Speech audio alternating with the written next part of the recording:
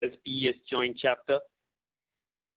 I think we are exactly at 12 noon, so we will be getting started. And I do notice that participants are still joining in. I think I'm going to get started with introducing Brock here, followed by there will be a talk by Brock. And at the same time, if there are any questions from our participants, please send the questions to Shilpa or myself, Suman Devnath, in the chat window. You can address it to us and send it to us, and we will keep a track of all the questions. If there is time towards the end of the talk, we will have the Q&A session with Brock. Otherwise, we would have a separately organized Q&A session at another day as we can identify the right day.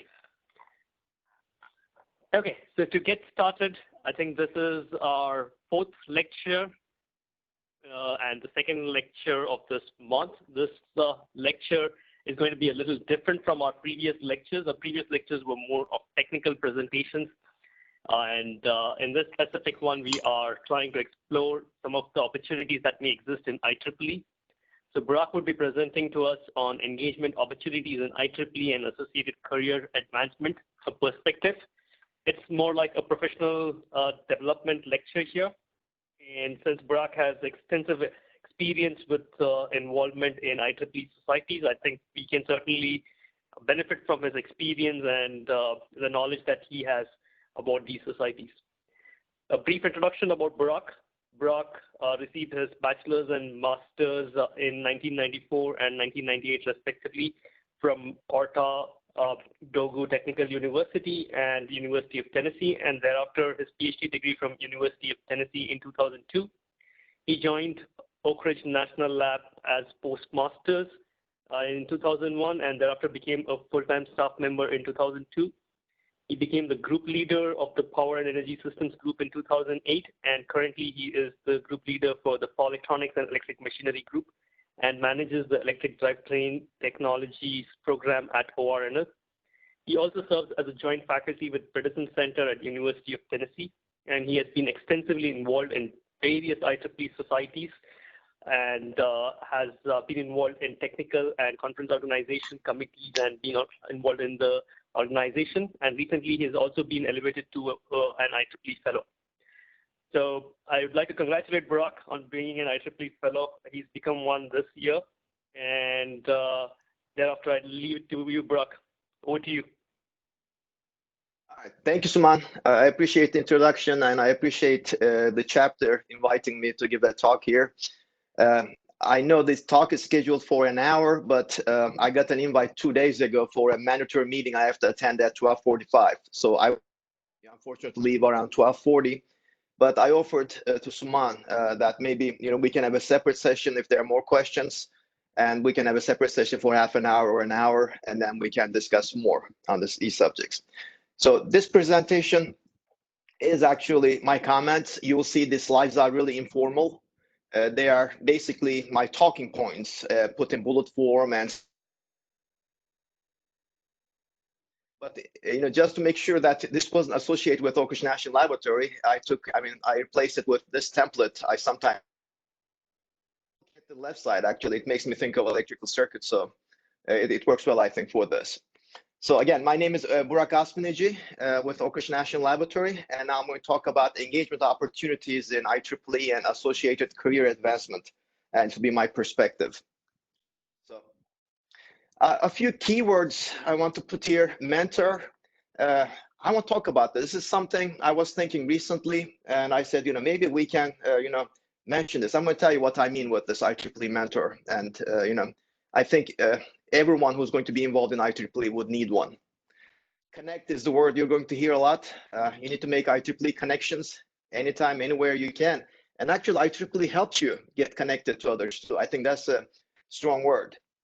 Shy is not a word you technically see in these kinds of presentations, but most of the engineers, we are shy. Not all of us, but a lot of us are shy. So if you want to be involved with IEEE, you need to volunteer, put your hand up, and do not be shy.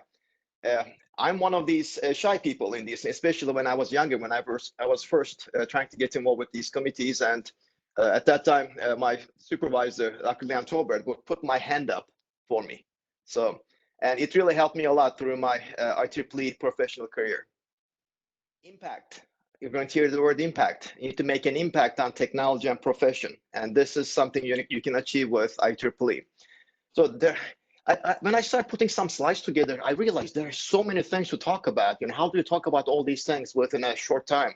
So I just picked and choose different things. And, as I said, some of my talking points, but I want to see what IEEE is to people. And I want to see the definition of IEEE as on their website. So they are the world's largest technical professional organization. I was guessing they were, but I wasn't 100% sure. So more than 419,000 members in 160 countries. What surprised me was that 50% of the members are from outside the US. I was thinking that most of the members would be in the US from the participations you see in the conferences, journals, and others, but I need to pay more attention. More than 124,000 student members and 39 technical societies. So there's a technical society in any area you're interested in. So it's not difficult to find an area, a society you would want to be involved with. So what's an IEEE mentor? So I realized, when I got my degree, actually before I got my degree and right after my degree, my professor served as my IEEE mentor. So what does that mean? He helped me introduce people. He helped me, he volunteered me for things. He made me raise my hand, so all these things encouraging me to do certain things a certain way. So that's how come in my early career, I became a transaction review chairman, I became associate editor, and I was involved in conferences, committees, and all these things. So I think if you want to be involved in IEEE, it would be a good idea to find a mentor. You already have a work mentor who might be involved in IEEE. Maybe they can help you with IEEE too. Well, they don't have to be your professor or your work mentor. It can be someone from some other company, your friend, others, you can think of. I think just like, you have to have a career plan for with your IEEE and with your mentor on your professional career, you can think about having a professional society career plan, talking to your IEEE mentor. Now, I have a group of around 20 people, and I try to be that for them. Of course, I haven't really sat down with them with a professional society plan, but whenever there's an opportunity, I try to share it with them. So, not everyone will think like that. It would be good to find someone who would really help you with it. So after you become a member, I think IEEE senior member is an important elevation for you. Just yesterday, I found out 2 of my colleagues in the group got elevated to IEEE senior membership. And when I became an IEEE senior member, I was really excited. It was somewhat of a validation of my hard work and my experience. So here are some bullets from IEEE senior member. Basically, I'm not going to go through these things, but basically, if you have worked in the industry with 10 years of experience, if you have an undergrad degree, and I think it was around 8 years if you have master's, but if you have PhD with 5 years of experience and make an impact in the profession, you can be an IEEE senior member. Of course, you have to be a member of IEEE first too. So I think this is something, if you're eligible, it's very easy to apply. You just need 3 references, and the references, fill out forms, and you upload your resume, you upload other things of your documents they ask for, and you can actually be an IEEE senior member. And I think this is the highest level. This is important, the highest level that IEEE members can self-nominate. This is after you go to the fellow level, you cannot self-nominate anymore. So this is something you can do. You don't have to wait for someone else.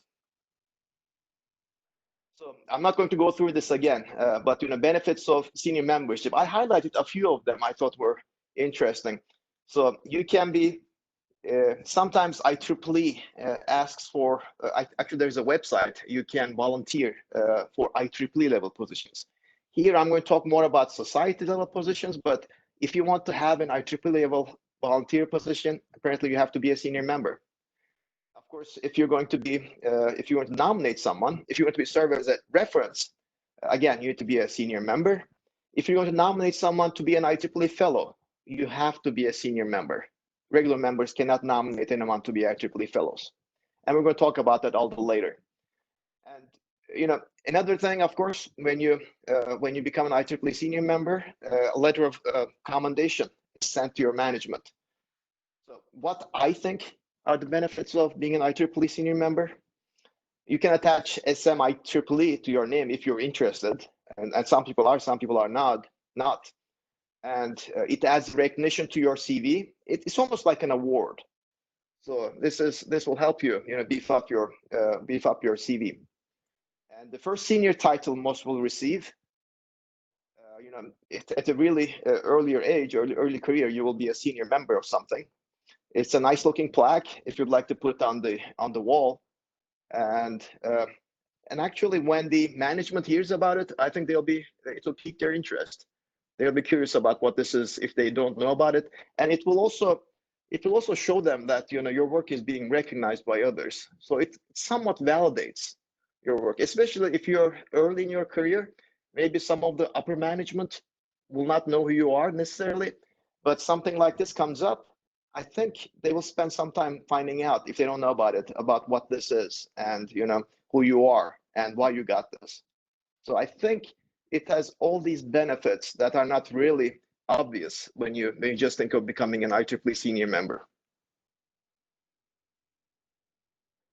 So if you have any questions, please stop me, because I'm going to go through different areas. Now, some of the ways of volunteering, there, as I said, there are 39 societies. It's really difficult to volunteer for all of them. You can try to volunteer for like 5, 6, 7 societies, still too much. There's so much to do in these things. So what I recommend is that you focus on 1 or 2 societies. So when I started my career, I had 4 societies in focus. I was looking at industrial electronics, power energy systems, power electronics, and industrial applications societies. And I went to their conferences. I looked at different committees. I attended different committee meetings, and then at the end, I had to pick 2. So if you focus on 1 or 2 societies, you can volunteer for conference organization, technical committees, editorial board standards. All these things will build up your resume for that society. In the future, if you're looking for getting awards, if you're looking for becoming an IEEE fellow at some point, these things, your resume for society involvement will be something you can use as evidence of your IEEE involvement. Of course, publishing in society conferences and journals. I'm not saying that you shouldn't publish in other journals, other conferences either, but publishing in the society, the conference and journals of the society you're a part of, again, helps you build your society resume. Tutorials. See, that's I think a really important one, especially if you're in your early career and you're working on the technology that's really new and not many people know about it. I think giving tutorials really help boost your career. I've done that before with silicon carbide devices years ago. Before people knew much about silicon carbide devices, they were really interested about what they were.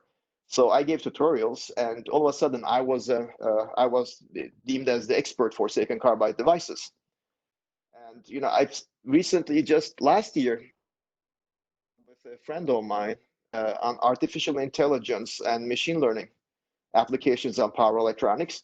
All of a sudden, people started contacting me about artificial intelligence and machine learning, since they thought if I could give a tutorial, I'm the expert. Right? I had book offers and everything else. So I highly recommend, if you're early career, I'm not saying the first year you start working or doing research, but after a few years, if you're focusing an area you think is novel, and if you have enough materials to give a tutorial, I think that's an excellent way to get involved with IEEE, the conferences, and getting yourself recognized and well known. Propose special sessions and special issues. This is important too. I have a slide showing that conferences actually ask for special sessions and special issues. A lot of people, especially early career, will be shy. They will not want to write these proposals for it, but I think it's really important to do that. Wrap sessions again, wrap sessions or panels. Sometimes there are requests for these things, and you can propose something. You can always ask. what's the worst that could happen? Worst case, they will say, no, we'll be pick someone else. So I think it's easy to write some of these proposals and and just wait to see. Maybe the first year you're not accepted, the second year you might. One thing you need to realize, they are always looking for volunteers. In IEEE, we always need people, and we always need people who actually do good work. There are some people who volunteer for things, and they don't respond to emails. You can't get a hold of them. They don't do what you need to do. So if you volunteer, though, you need to make sure that you're going to do the work and do the work earlier than requested. It is. I feel like it's fun to do it since a volunteer, and I've benefited a lot by delivering things on time at work and at IEEE. Just a few years after my PhD, I was reviewing some papers for an IAS committee, and the transaction review chairperson, she actually offered me after a year to be the next chairperson. So just because I was reviewing on time, doing everything I could, write a good review, be on time, precise.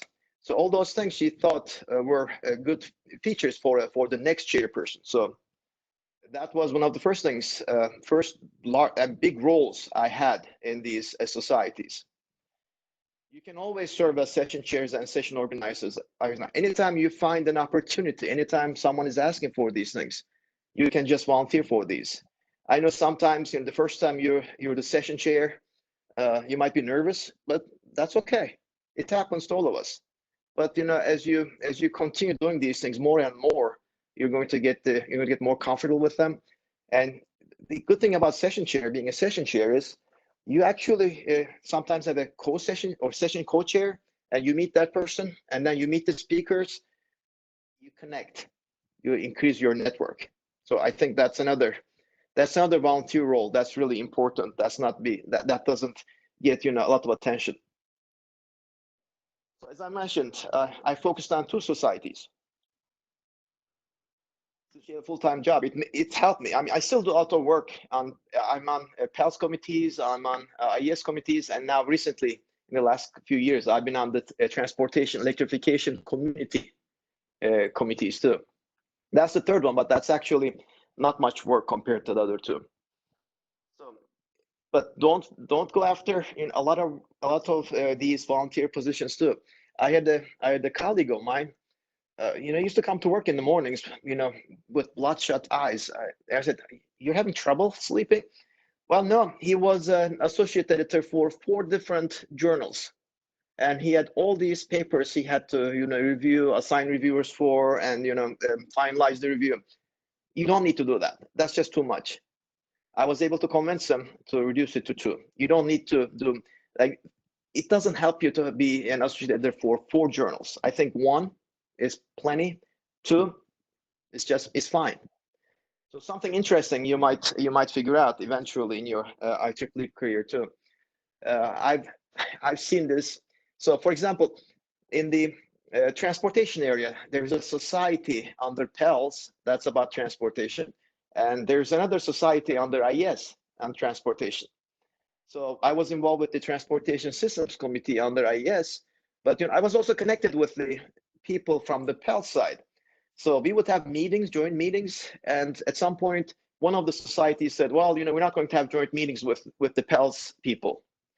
And we would be at the conference organization meetings. They would say, "Oh, PELS people are doing this," or "IES people are doing that." So at some point, if you're focused on one society, you get labeled as one society or other. And sometimes they don't like it. For example, one of my friends, he was on the transportation committee for both of the organizations at the same time. So, I know that the IES folks didn't really like it that he was involved in both. So that's just the fun part of it. There's still competition between these societies. They still want to be the best in, the shared technologies. So, but it shouldn't impact you. You just, do your job, get involved, and do your volunteering to the best you can. So technical committees are a good way to be involved, and because they probably cover your area of research. Here are PELS and IES. I know this chapter is PELS and PES, but I'm more familiar with IES. That's why I picked IES for this one. But I assume PES has this similar structure too. So for PELS, there are 7 technical committees, and actually they're extending to 10 now. I think it's 10. So here you can see most of these things are related to power electronics because of the name of the society anyway. Now, when you look at IES, you see various different aspects. The last one at the bottom, Industrial Power Conversion Systems Committee, Systems Department, that one has a lot common with PELS if you compare the two. Now, of course, there are different areas, the other parts of IES and manufacturing, process industries, industrial and commercial power systems. They are different. They are more industry focused. So depending on what area you are in, if your research area fits one of the areas in the IES, the top 3, then you can pick one of them. But if you're a power electronics person, for example, a lot of the committees at the bottom are more suitable for you. So something else I want to highlight here, because this is something I tell my colleagues. We're going to talk about present conference papers later. So you can submit, there are joint conferences, you can submit your papers to those. For example, Energy Conversion Congress and Exposition is one between PELS and IES. And there are tracks there or topics you can submit your paper to. Now, when you look at the IES technical departments, you see the industrial, let's say you're working on a transportation related power electronics paper. So you can send it either under the Industrial Power Converter Committee, or you can send it on the Transportation Systems Committee. Now, the Industrial Power Converter Committee is more of a, it consists more of the academics, and they're more looking at theoretical work. It's not really application. So I feel like this Industrial Power Converter, for example, technical committee is more like a PELS committee. So I tell my colleagues, if the paper you're writing is more on the application side, I would recommend sending it to the Transportation Systems Committee, because this is an application committee. So is the Renewable and Sustainable Energy Conversion Systems. The other 4 you see here are technology committees. At least that's what I call them. So with that, if you're really writing theoretical academic papers, I would send it to tracks that are managed by the first 4. And if you're writing something from the application side, I would recommend sending it to the last 2 committees. Of course, PELS is all academic. Now, what are the differences of being involved in PELS and IES? So, for example, when I became an IEEE fellow, I had to pick a committee, pick a society to be, because when they nominate you, they have to say, okay, we want to nominate this person to be an IEEE fellow under this society. So I had to decide between the 2 of them. I did a lot of work for both of them. But for PELS, it's more papers and it's more academic work. For IES, it's more industrial people like me. I mean, I'm from a research lab. A lot of work we do is application related, so it makes sense to be apply to go through the IES. Now, having said that, though, PELS is trying to diversify. They're trying to bring in more industry folks. They don't want to be known as an academic institution, so academic, society. So maybe if I had been nominated through PELS, maybe I would have been successful there too, because they might want to encourage industry people becoming IEEE fellows through them. So there are pros and cons. There is not one correct way of doing these things. And by the way, all these notes, all these comments I'm making, these are just from my experience. I'm not really saying these are the only ways of approaching IEEE and engaging with them, but these are the ways I've been successful with. That's why I want to share these with you. So you can easily be an IEEE, one of the members of these technical committees by just attending these meetings. So when you go to a conference, you look at the agenda, you look at the program, you see these committee meetings listed, usually towards the beginning of the program. So you pick one you're interested in, you just attend the meeting. So there are 50 people, 60 people, you just go to the room and sit there.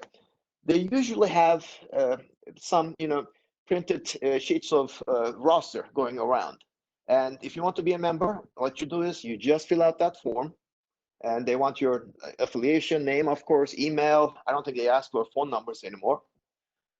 And years ago, they used to ask for volunteers to be session chairs, for example, or session organizers, and they would collect business cards. That's where you put your hand up. And you have your business card with you, and when they are going around asking for these things, you just send it to them. I mean, if you could be right out of college, right out of grad school, it doesn't matter. Don't be shy. I'm going to keep repeating that. Worst case, they will not pick you, and it's okay. Next time they'll pick you. And I think recently I noticed with the Transportation Systems Committee, they did not really ask for volunteers to be session chairs or session organizers in the meeting, but then they sent an email later to all the members. And I think some of my colleagues in the group at ORNL, they replied to that to be, session chairs and session organizers. So after the meeting, you can talk to the chair, vice chair, and secretary to see, if they have some roles you can offer your services for. And if sometimes they're too busy, you cannot get hold of them, it's okay to send them your CV afterwards. If they don't know you, I think your CV will help. And if you're an IEEE member, of course, that will even help further, because as I mentioned earlier, that somewhat validates your IEEE involvement and your professional growth. So the technical committees, again, they are really good for meeting people. We go to the meeting and you have people around, meet them, or when you involved with sessions, organized sessions, chair sessions, you meet with other people. Of course, just talking to the chair and vice chair and secretary, you're actually meeting them too. So there are other places you can send your CV to get involved with. Technical committee, as I mentioned, if you'd like to be a session chair, session organizer, topic chair, or track chair, you can send an email, your CV to the transaction editor to be an associate editor or a reviewer. At least in the beginning, if you're just out of college, even if you're a student right now, if you're a grad student, I think it would be good to sign up to be a reviewer. I've done this work and I've assigned reviews to graduate students because sometimes they know the technology much better than the longtime professors. You can also send your CV to standards working groups if you want to be involved in standards, and we're going to talk about that a little more. So to get involved with the conference organization, for example, for next year's conference, let's say they already have a committee, but the year after that, they probably don't have one. So if you send your resume to the chair of the program chair of the next year's conference, at least you can be involved as a reviewer. Or if they have any other needs that you can help with, they can include you in that. Another thing, by the way, if they don't respond first time, give them a week or two and then send email again. Some of these people are really busy. You don't want to send emails every day, but if you want to give them a week or two, I think that should still be fine. And you can send them an email. If they don't respond to you at that point, you might just quit that and go to another person. You can find another person, technical program chair or technical program co-chair or some other people on the committee. Now, if you send your CV to the committee chair for the year after next, they're still setting up their committee. Maybe there might be a role for you. For all these things, being an IEEE senior member is a big plus. So, as I said earlier, it might not seem like a big deal in the beginning. It really helps you with your IEEE career. So conferences, they ask for call for tutorials, they ask for call for special sessions, and they ask for reviewers. You can propose tutorials, you can propose special sessions. What might help you is finding a senior researcher, one of your colleagues, somebody you know. Maybe you can ask them. I'm not saying that's the only way to do it, but you can ask them to partner with you. This way, if that person is known, there's a better chance of your tutorial or special session to be accepted. And don't forget, they're always looking for new tutorial ideas. I hear people complaining about the same people giving tutorials year after year about the same subject. So if you have a new idea you want to talk about, here's an opportunity. Journals. Be a reviewer. One way, I haven't done this myself, so I just went to Manuscript Central yesterday. I think there is a way. Here you see here, create an account. If you create an account and you put in the areas of interest, when the associate editor is looking for reviewers, they can find you. And another tip for you, most of the senior professors, senior researchers, they don't have time to review papers. As an associate editor, when I assign them reviews, I know 50% chance they're going to decline the assignment. So you have a great chance to be a reviewer. That's how you start with journals too. You become a reviewer, and eventually you can be an associate editor, and eventually be the editor-in-chief for these journals. Everything is possible. Sending a CV to an associate editor or the editor-in-chief could help with this too. So for the journals, they have special issues too, just like the conferences have special sessions. And you can propose a special issue or special section, they call it, for some journals. Again, it would help. You can propose yourself, but it would help to have a senior researcher with you to collaborate. Maybe have more than one. And these people don't have to be people you work with. They could be people from other universities. Some people are well known, because some of the senior researchers, again, being too busy, senior professors being not available much. If you know them, if you've talked to them before, if you feel like they're going to respond to your email, they wouldn't mind organizing something with you, but they might be just too busy to do anything. So maybe at that time you can leverage some of their name recognition to be a part of this, so your special section can be improved. Standards, I haven't been involved in standards much, but they are usually there are working groups under societies or communities. There's a separate IEEE Standards Association. I think they're asking for membership fees, so you have to pay a separate fee in addition to the IEEE membership fees. I haven't been involved with those, but what I have seen, the benefits of standards. Again, you get the opportunity to get connected with people, especially from the industry. You can write joint papers as working groups. I've seen that happen a lot. And you can have an impact on future products for a long time. The reason I say for a long time is because these standards don't get renewed very often. Maybe some of them every 20, 30 years. There are maybe really old ones too. And if your name would be listed in these standards and you'd be recognized as an expert, it would really help you if you're interested in this kind of stuff, or an early career award.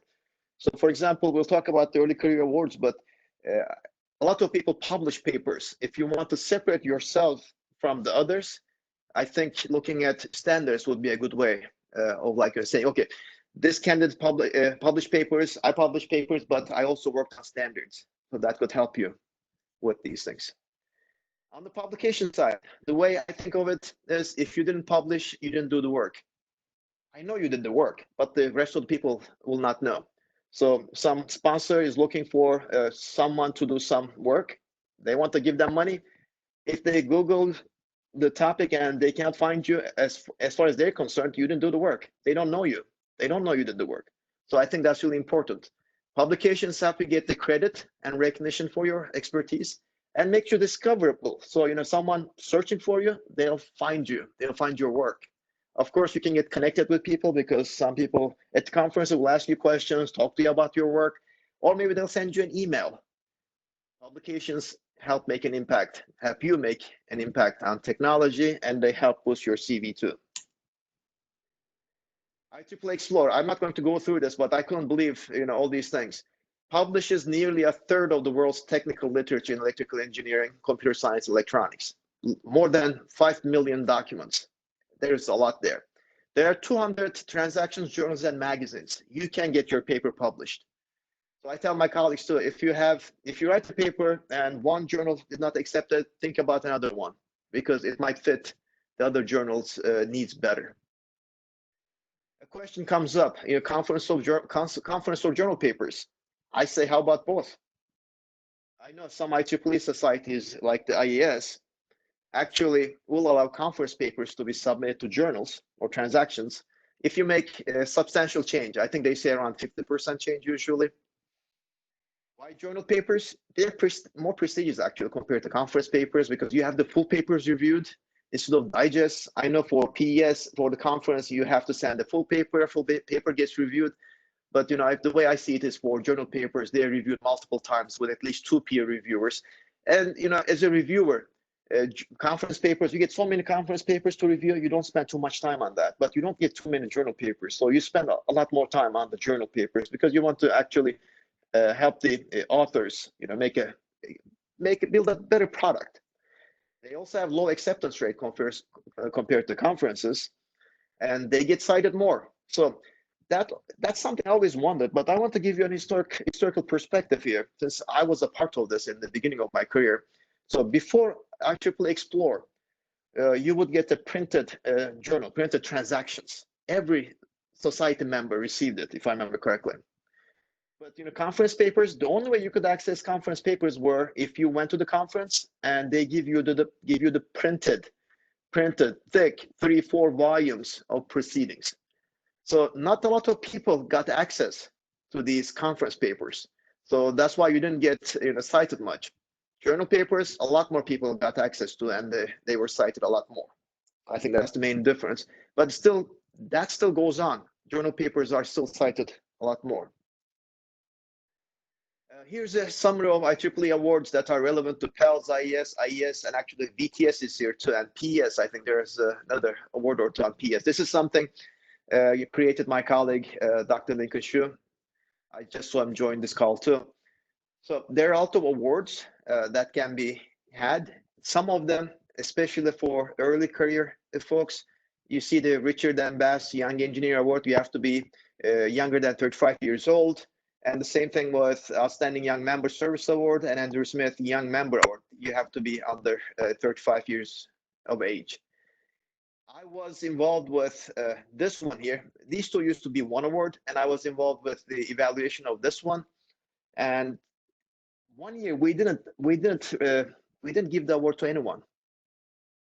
We didn't have many applicants, and the applicants didn't seem like they qualified for it.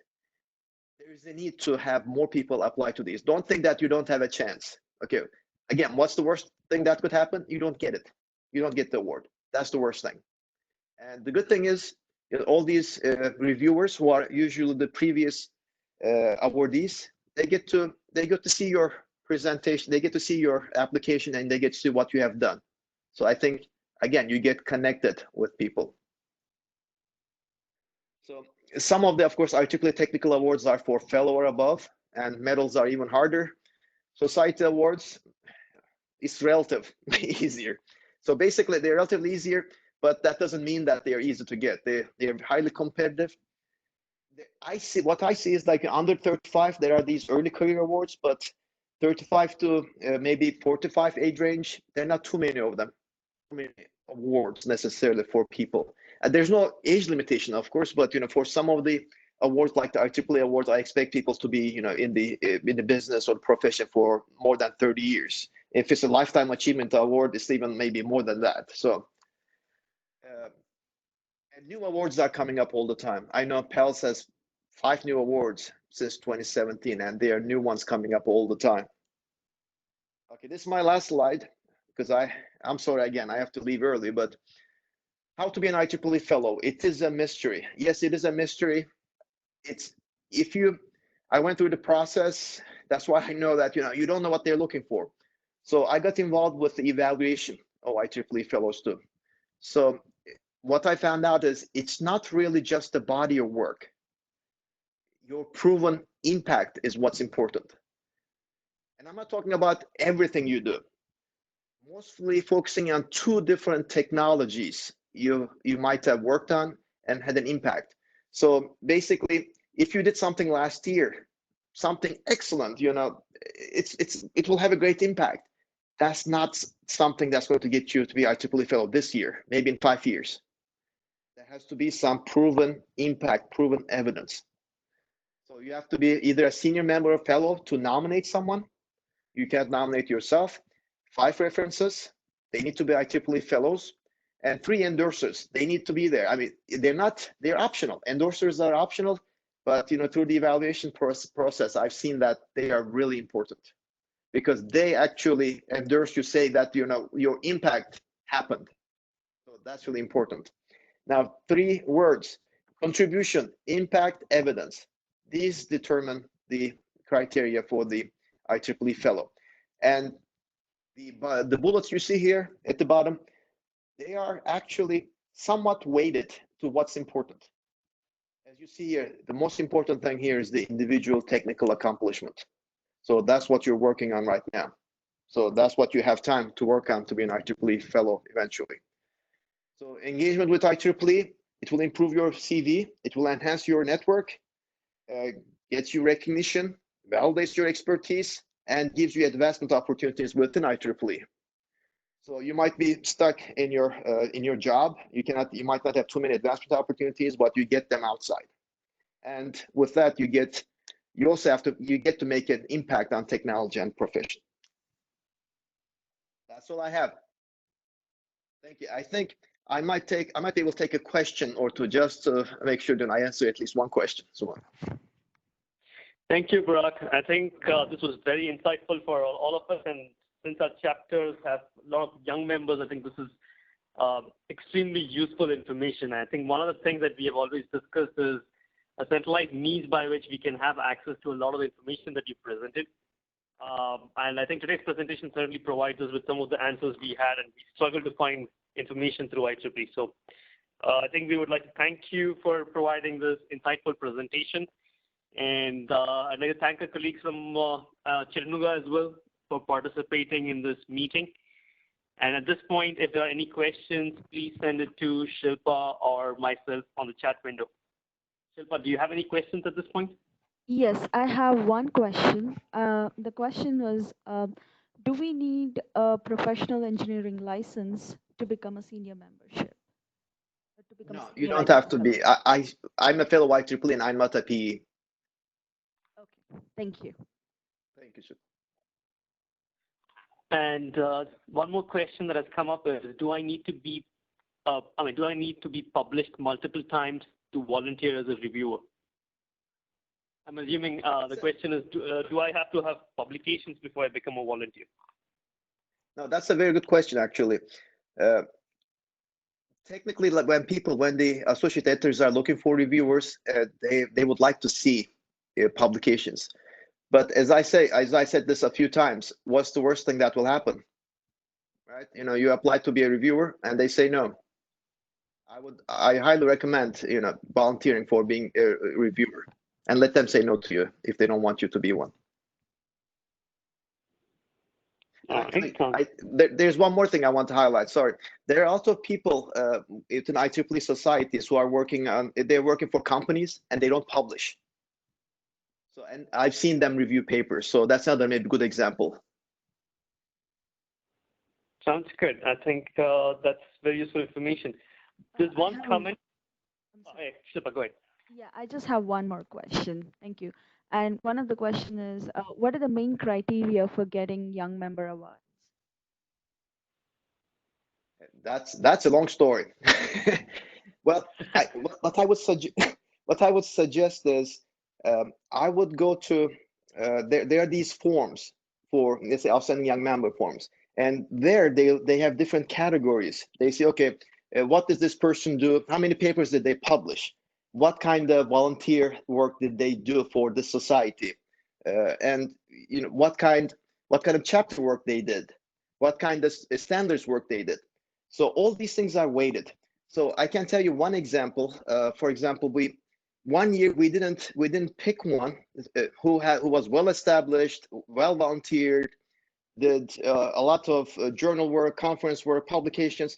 We picked someone from Russia because there was someone there who actually worked really hard to establish a chapter with nothing much, and she was able to have these meetings. She was able to establish conferences, all these things. We picked her for this because that was something different the others did not have. So, it all depends on the review panel reviewing and looking at the impact of these people on the overall society. And sorry, I have to go now, but maybe next time, Ishman, as we talked about, if we have this other session, I'll have more free time to answer more of these questions. Sure. Thank you, Burak, again, for joining in and giving us a good lunchtime talk about how we can get engaged in IEEE. And what we'll do is we'll continue to get these questions. We have some more questions and we'll document them, and we can have the Q&A session separately one more day. Thank you, Burak, once again. All right. Thank you. Thank you, everyone, for calling in.